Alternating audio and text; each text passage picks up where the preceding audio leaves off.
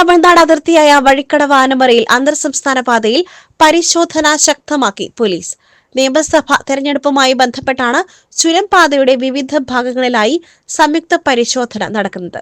ഇതര സംസ്ഥാനങ്ങളിൽ നിന്നുള്ള കള്ളപ്പണം, ലഹരി ഇറക്കുമതി എന്നിവ തടയുന്നതിനാണ് പോലീസ്, വനം, എക്സൈസ്, മോട്ടോർ വാഹന വകുപ്പ് അധികൃതരുടെ നേതൃത്വത്തിൽ സംയുക്ത പരിശോധന നടക്കുന്നത്. പരിശോധനയിൽ കാറിൽ രൂപമാറ്റം വരുത്തിയ കൊയിലാണ്ടി സ്വദേശികൾക്ക് പിഴ ഈടാക്കുകയും ചെയ്തു. ആംബുലൻസിൽ ഉപയോഗിക്കുന്ന ഹോൺ ഘടിപ്പിക്കുകയും സൈലൻസറിന് രൂപമാറ്റം വരുത്തുകയും പൊല്യൂഷൻ സർട്ടിഫിക്കറ്റ് ഇല്ലാത്തതിനുമാണ് ഇവരിൽ നിന്നും പിഴ ഈടാക്കിയത്. ഇതിനു പുറമെ KNG റോഡിൽ ആനമറി വനം എക്സൈസ് ചെക്ക് പോസ്റ്റുകൾക്ക് സമീപം പോലീസിന്റെ സ്പെഷ്യൽ ചെക്ക് പോസ്റ്റിന്റെ പ്രവർത്തനവും നടക്കുന്നുണ്ട്. മേഖലയിലെ വിവിധ സ്റ്റേഷനുകളിൽ നിന്നുള്ള ഒരു SIയുടെ നേതൃത്വത്തിൽ പോലീസുകാരും സായുധ സേനാംഗങ്ങളുമാണ് ഇവിടെയുള്ളത്. 24 മണിക്കൂറും ചെക്ക് പോസ്റ്റ് പ്രവർത്തിക്കും.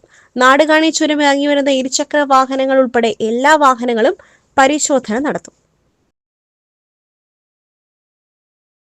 SS Gold, pure gold. SS Group, Nilambur.